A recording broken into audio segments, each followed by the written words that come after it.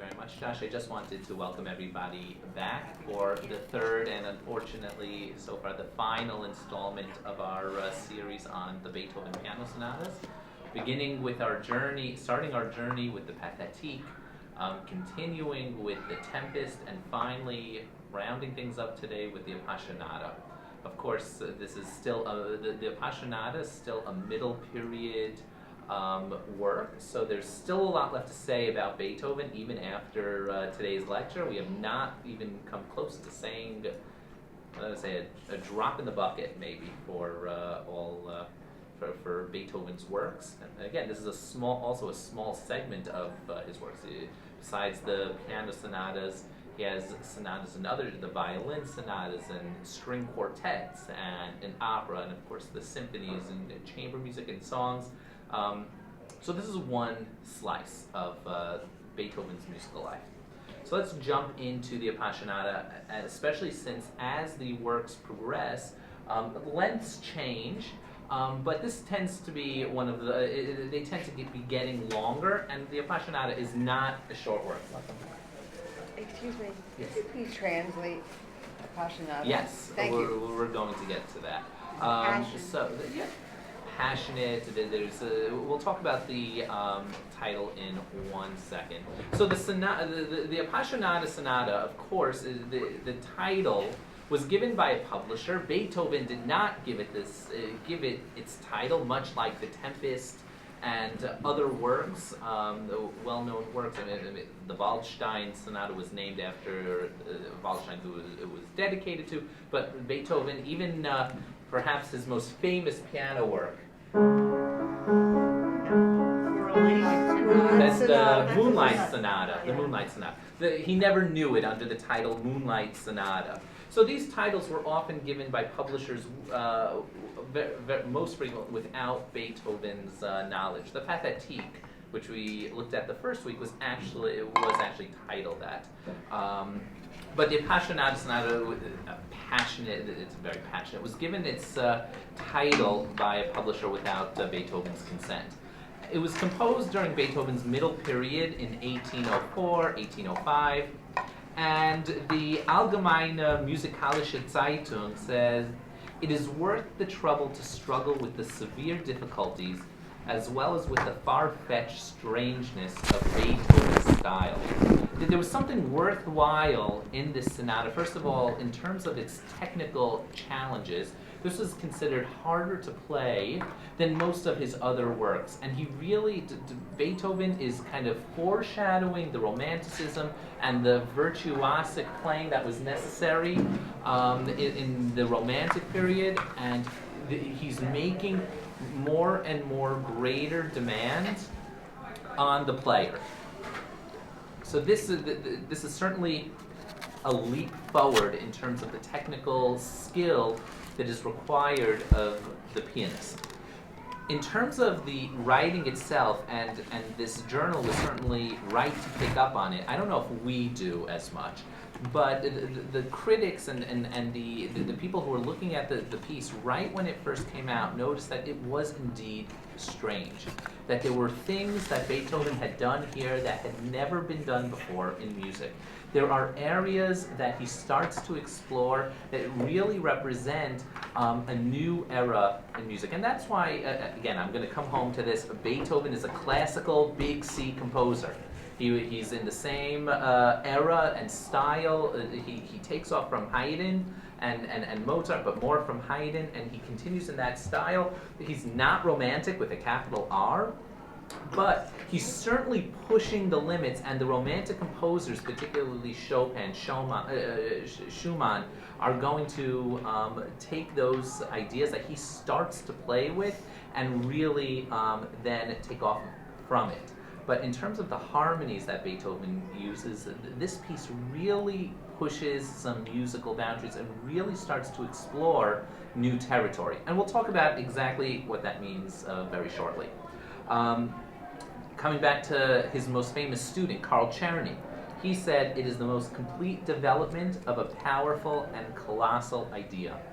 The way that Beethoven is shaping and shifting his themes is really I keep coming back to this idea that that sonatas and large-scale classical pieces with a small c here is a working out of an idea that Beethoven is trying to in much like an essay almost. There's a thesis statement in that he's putting things in conflict with each other, different notes, different harmonies, and works to resolve them over the course of the composition. And again, I'll point that out to you, and I'll as we work through it today. But if those are the two big things that come out from these lessons, it should be one: Beethoven is a classicist.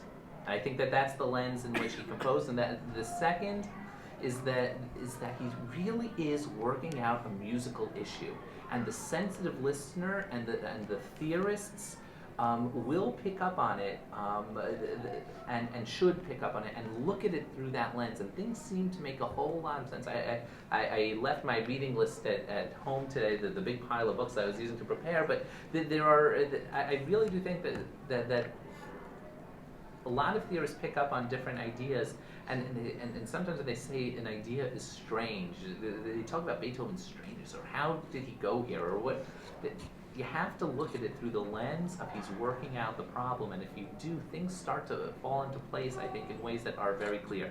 And I have to, at this point, give a little, and a lot of credit, I should say, to former teachers of mine, at Queens College, professors Henry Burnett and Roy Nitzberg, who wrote this really fantastic book that has really been indispensable to me: Composition, Chromaticism, and the Developmental Process. Very technical, definitely more for the music theorist as opposed to the lay person, but it's really been indispensable as a resource in helping to kind of understand the compositional process that composers, and particularly in this case Beethoven, are going through.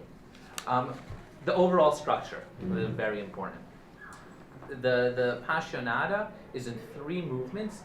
The first movement is Allegro assai, very fast, and it's sonata form. So we again have the exposition, a development, and a recapitulation. And I started this with an exclamation point. There is no repeat of the exposition. Now, you might think, big deal. This is an incredibly big deal. This has never been done before. This is the first time in the literature that there's no formal repeat of the exposition. And it's important to note. Now, the reason why there usually is a repeat of the exposition, and what I mean, the exposition is the large opening section, and sonata form comes out of an A-B. It develops out of an A-B form. So what would happen was the A would happen twice, A, and then you'd have a second B. The second B kind of drops out pretty early, but we keep the A-B for a fairly long time. And in here, Beethoven drops that first A. And that's really unique and very new. And we'll talk about why that happens. There's a reason for why that happens. But I want to point that out because it's something very much worth noting. The second movement is Andante con moto. It's a walking pace with motion. So Andante is a nice walking pace, but nothing, there should be motion to it, but we shouldn't drag it. It should feel like it, and you'll see why in the second movement it could be fairly heavy-handed. If you play it too slow, it could definitely begin to fall apart on you.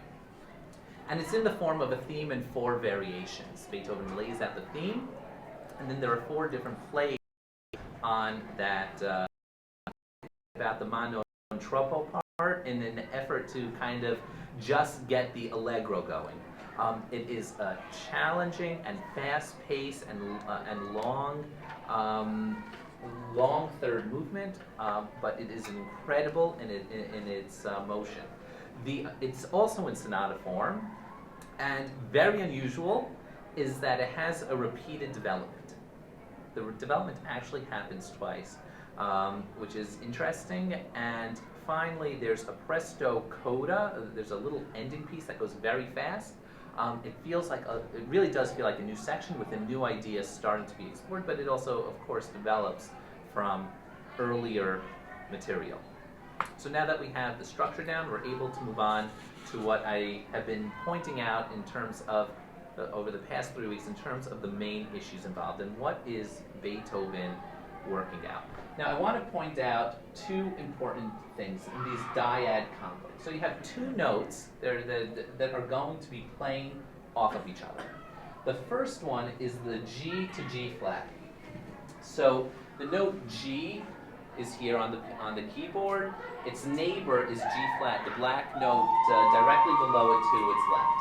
That idea, first of all, they don't share, even though they're very close on the keyboard, they don't share a whole lot of relationship.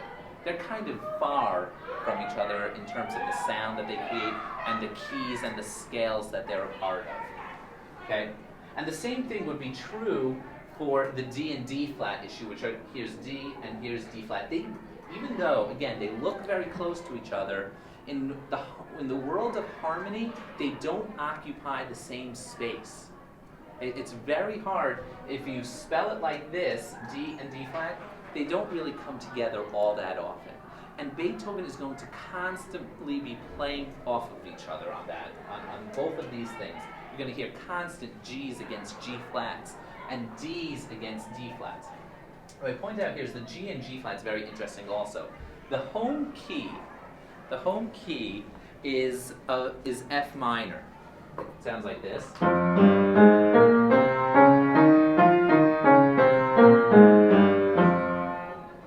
And that has the notes F, G, A flat, B flat, C, D flat, E flat, and F.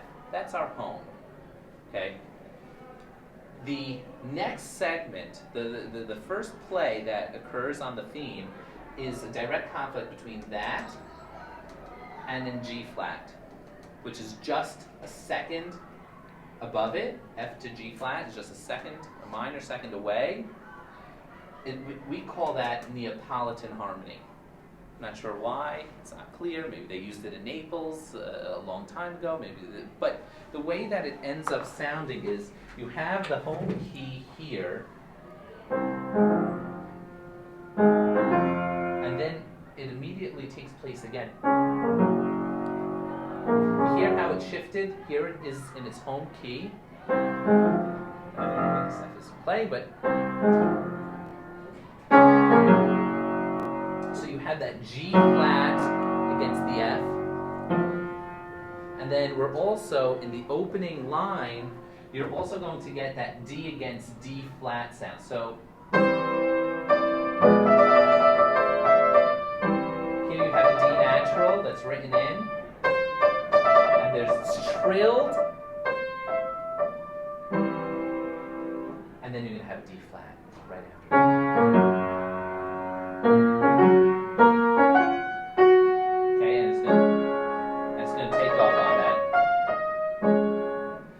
To constantly be getting that play between the G and the G flat and the D and the D flat.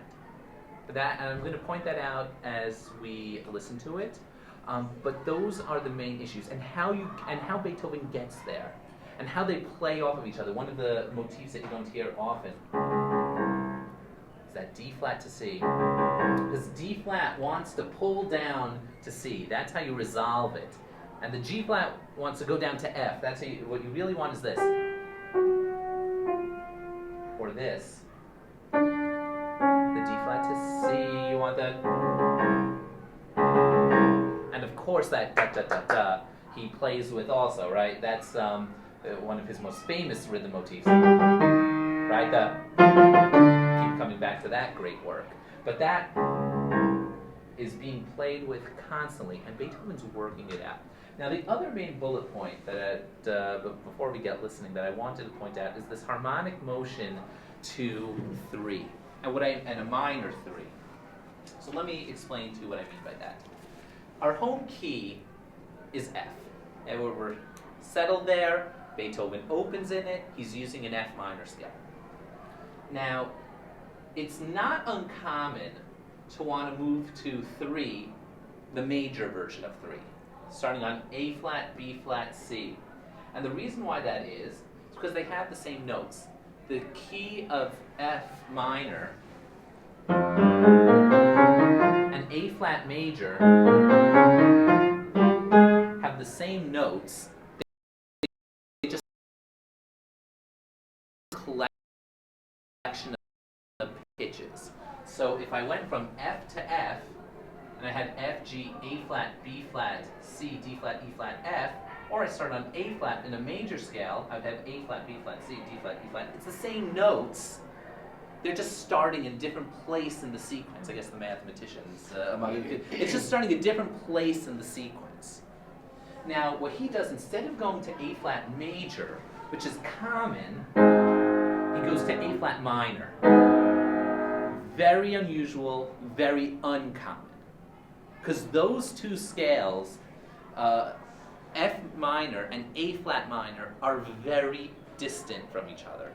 They have different notes involved and different scales and different, it's a different world. It's a different harmonic world. Okay, so to move from F to A flat minor is very unique, very unusual. And he foreshadows it in the piece that we spoke about in the first time, the Pathétique. In the Pathétique, he goes to E flat minor from C. So he's moving in the minor third. He makes the same motion, but he doesn't keep it there. He resolves it to E flat major. Here he does the opposite. He moves from F minor to A flat major to A flat minor. And the A flat minor being the goal is really unique. It's really unique. And it's almost as if he tried it in the Pathétique, wanted to do it, and then pulled back by resolving it. Here, with a couple more years under his belt, not many years, but a couple more years of figuring out how to keep that and move convincingly to a new key, because it takes a lot of work to be able to move to such different keys. It's not just as simple as plugging it in. Got to make it move smoothly and artistically. But the idea that he's able to move so hard and stick in it, that is a totally new idea, and that's why he doesn't repeat the exposition. He's moved too far away from home. I like to think of these sonatas. I tell my students in my AP class, you have to think about this as you're starting on a journey. You have your home. Your home is F minor. And you want to get back there. And you're going to explore all different harmonies. A flat minor is still too far to just be able to go back home. You got to go a little bit more. Got to go through the development, and he's going to go through even more exotic keys and different sounds. But he's got to go there before he comes back, and that's why you can't suddenly just switch back to the exposition. It would be too far apart. He's got to make those bridges, and those bridges occur over the course of the development and the recapitulation. And then finally, it all gets resolved in the end, which is kind of what we want anyway. Everything has to get resolved in the end. I know I've been talking about this idea of a conflict and an issue a lot, and I hope that I'm convincing some of you that maybe that's the way to go. I know that it's new and might seem far-fetched, but I'm hoping that we're going to begin to hear and look and listen to music in that. Now, before we listen, I know I've been building it up a lot because there's a lot to be built up here. But I do want to say something about the drama that's involved. We heard a very dramatic piece last week also. The Tempest was very dramatic in and of itself, right? It's got, but it also had the release of it also had those slow moments, and it had those moments of calm. And it's almost as if, in The Tempest, Beethoven is playing with extremes to highlight the drama. You can only get a sense of the drama once you have the calm. Okay? Sometimes you compare, sometimes you need those little difficult moments in your life to appreciate the good, or the opposite. So Beethoven, I would say, compare it almost to that. That in order to appreciate the drama, he's playing with extremes. Loud and soft and orchestral and singular. That doesn't happen here. Beethoven's ready to go full out force into drama and is able to keep up the tension, and the whole thing is constant and unceasing. It just, the tension just does not let up. So let's have a listen. I've spoken for a long time. I'm sure you're interested and excited to hear all of those different things play out. I'll exit out of this for the moment, and let me talk about one, beginning with Rubinstein.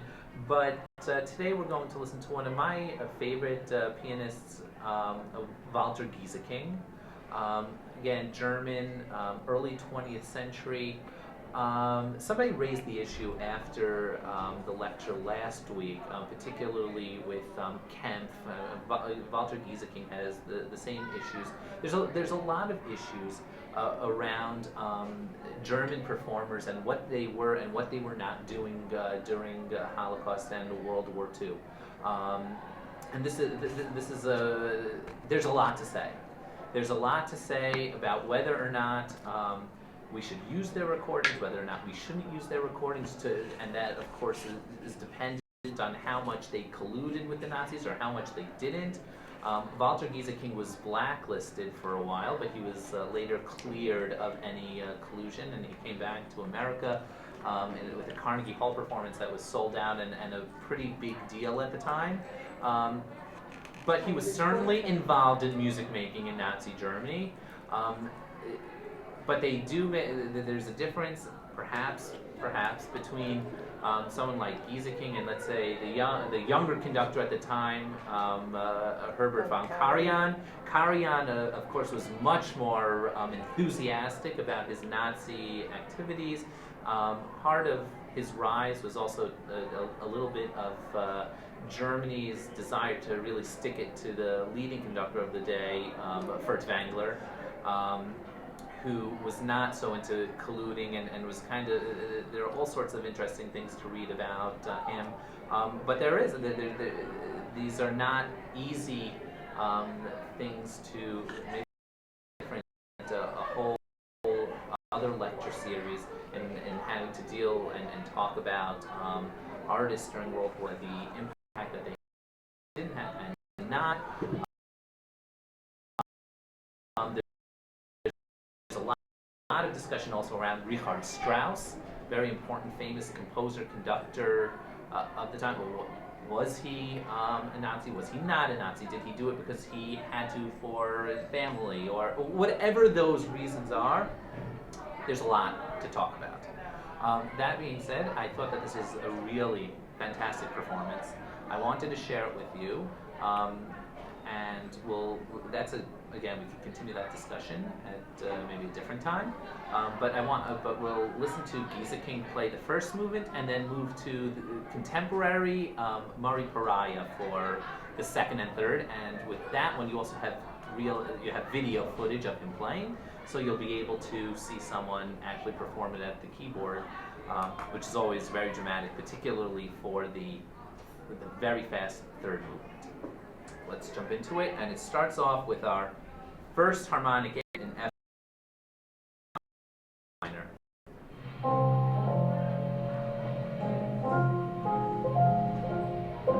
Here's the D natural,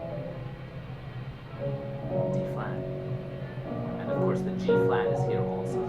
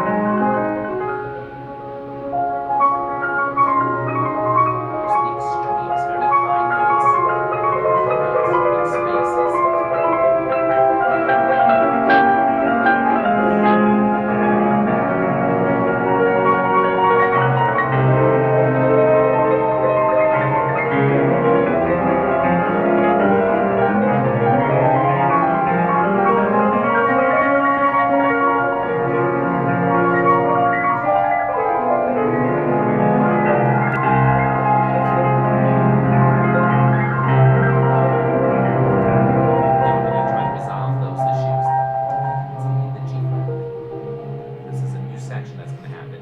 Peel it out. Keep it fast. Explode into it.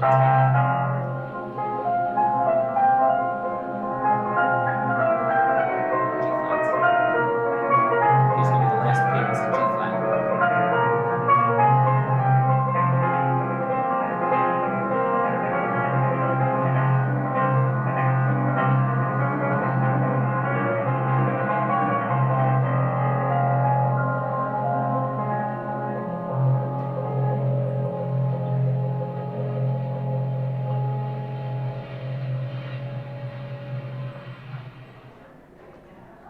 And as loud as it is in some moments, it dies out. Beethoven marks it PPP. And he's as soft as you can get.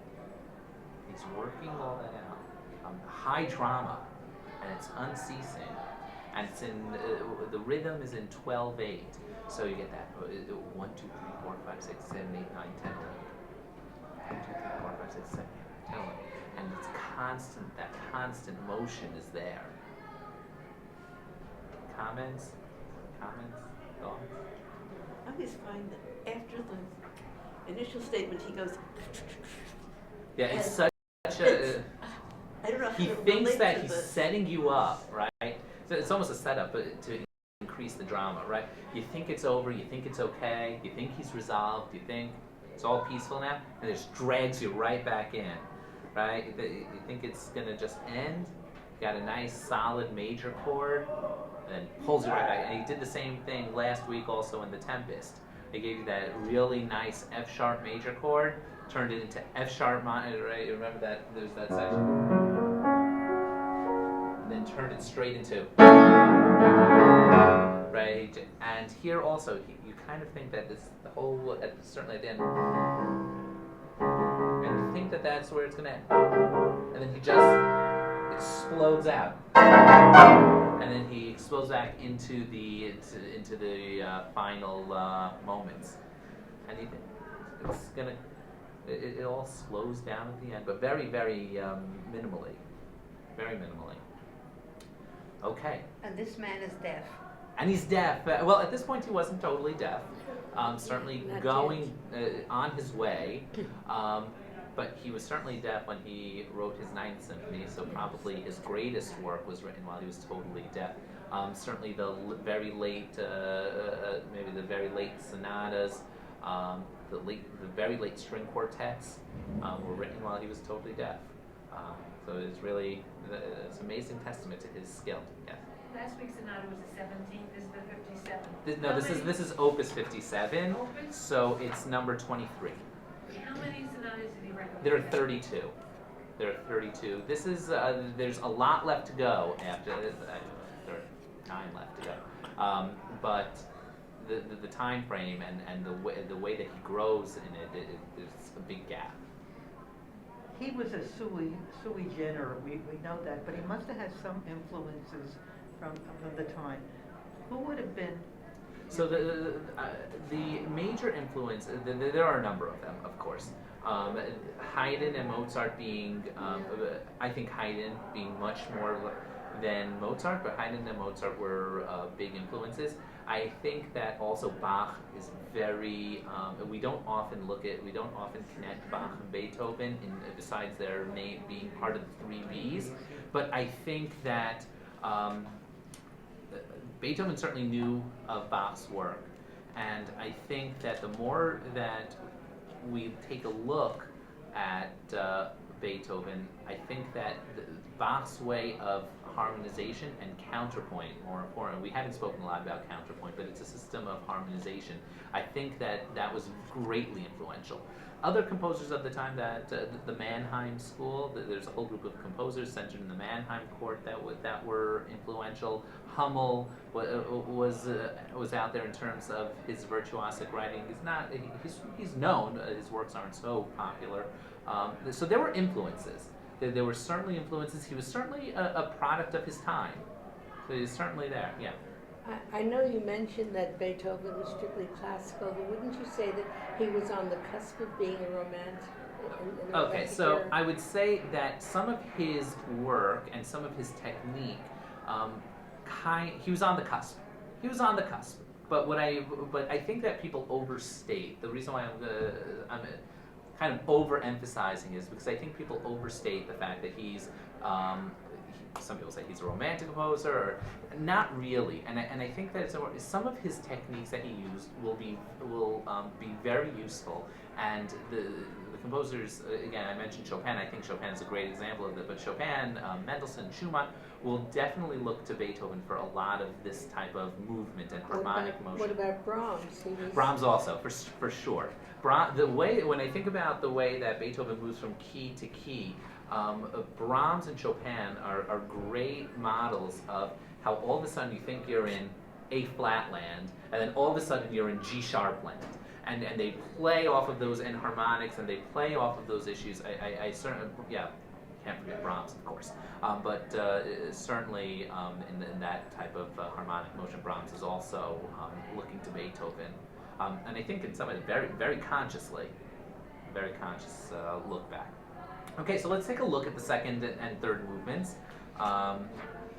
The second movement, again, is in theme and variation form.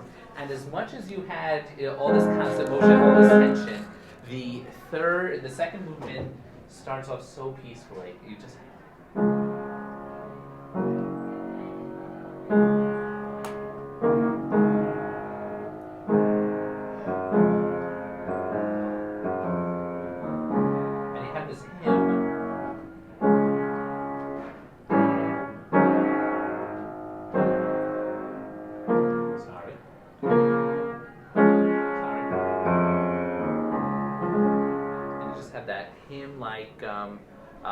passage, and then that becomes the variations. Let's listen. And so for the next two movements, I have video for you. Murray Pariah, a great, great contemporary pianist.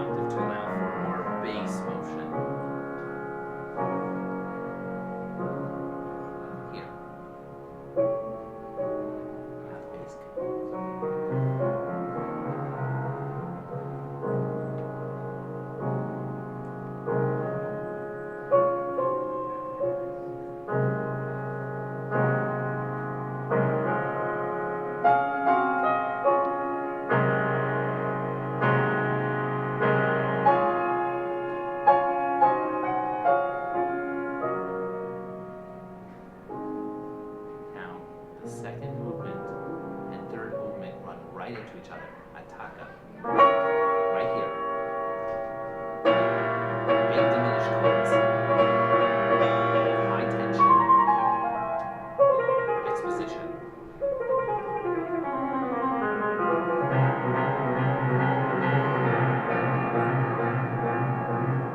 F minor. You can get lots of G flat here.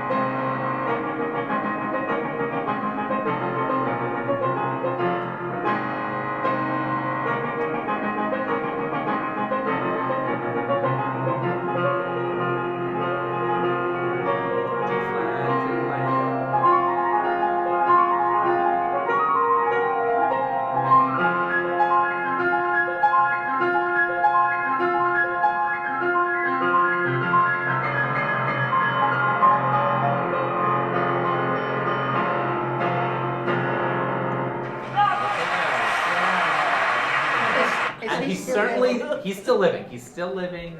He's around. He concertizes in New York all the time. I bet He doesn't have definitely deserves the arthritis. round of applause that he's getting. Wow. Excuse me? The name of the performer? Murray Pariah. Yeah. He is as good live as he is in this recording. Of course, this was a live recording that was taken. Look, the last movement, the first movement's not easy. The last movement really requires a lot of technique, a lot of skill, and it is a lot of technique, a lot of skill, and it is very demanding. So when Beethoven writes to repeat the development recapitulation, that is not something that a lot of fans are, oh, okay, fine. It's a lot of energy and a lot of skill to go back and do, and of course he does it so well. And he really is out of his seat by the time he gets to the presto, because what gesture does he have left? Everything in the kitchen sink is thrown in order to make this to heighten the drama as possibly can through the themes that are taking place and through the rhythm that's taking place, through the harmonic motion that is taking place, the constant push of the harmonies and these far-flung harmonies that don't relate to, even if we don't speak music theory, but we do have a sense of the inner drama that's taking place. And he does that all so well, and that when you come to the end, you finally do feel that sense of resolution. It does feel like it's complete, and it's done, and it's whole, and it's perfect and complete. There are a number of performers today that kind of make a thing of playing the Beethoven cycles. The famous ones that we didn't get, the famous Beethoven cycles that we didn't get to in terms of the recordings, were Daniel Barenboim's recordings, which he's done more than one of. He did one many years ago in his younger years, and he did it again in his later years. And he still performs them up until maybe a couple of years ago. He did a cycle at Carnegie Hall of all of the Beethoven sonatas. Murray Pariah, Andras Schiff. These are excellent performers. We only have so many opportunities to listen and so many recordings that we can use, but they are certainly all excellent. Richard Good also made a very famous. Some say it's one of the best recordings of the 32 cycles. So you have there's a lot of choice out there in terms of choosing a favorite pianist to listen to. I want to thank everyone for their support as we come to our last moment. I really appreciate the show of support and the how much enthusiasm the series has been met with. It's been a fantastic experience. Yes.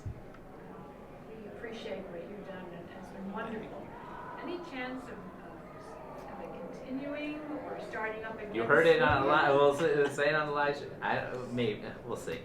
We'll see. I have to go home and call my piano tuner. Yes. That's good First, clear inspiration. off the pictures on top. Right? Are there pictures on top? Yeah, No, very pictures often. of- Yes, Very have often. the whole So you're gonna have to family. clear them all off, and Absolutely. then. That's why I've anytime been a piano- postponing it. Any- What's your name? I'm Kenny Birnbaum, Rabbi Kenny Birnbaum.